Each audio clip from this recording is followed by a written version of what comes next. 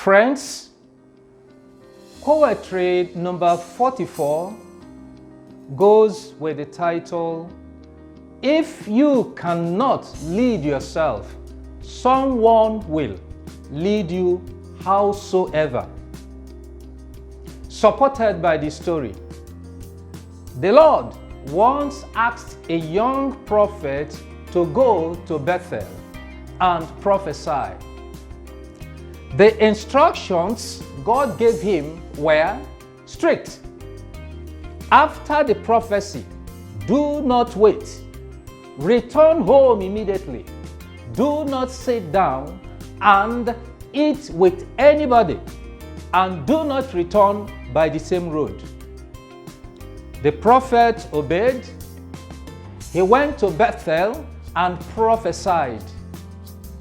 Signs and wonders followed his words, to the awe of the king and all who saw and heard about the events of that day. Just as he was instructed, he did not eat with anybody and took no gifts from even the king.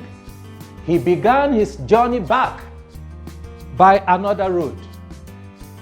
An old prophet living in Bethel, however, sent his sons after him to let him come back and eat with him. Still, the young prophet refused. He told the prophet's son that God had instructed him against eating with anybody. The prophet's son returned to their father and reported what the young prophet had told them.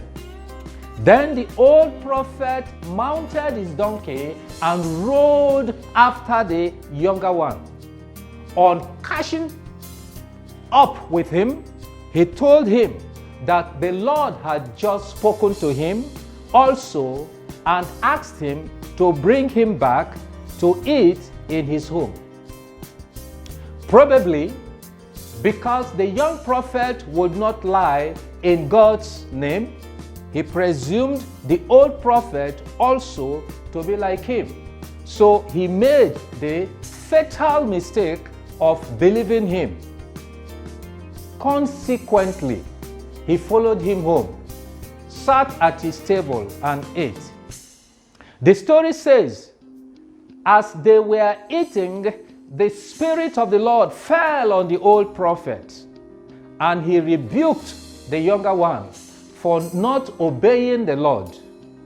Was he not instructed not to eat anywhere? Why then was he eating in his home? For disobeying the Lord, he would not reach home alive, the old prophet announced. One could imagine the shock of the inexperienced prophet. Could there be so much treachery in the spiritual world too? Was there no conscience at play even here? He must have stared in total unbelief at the old prophet. Yet, what could he have done at this stage, since it was the word of God? He must have left the food in his plate, seeing it now as poison. Indeed, as the young prophet returned, a lion met him on the road and tore him apart.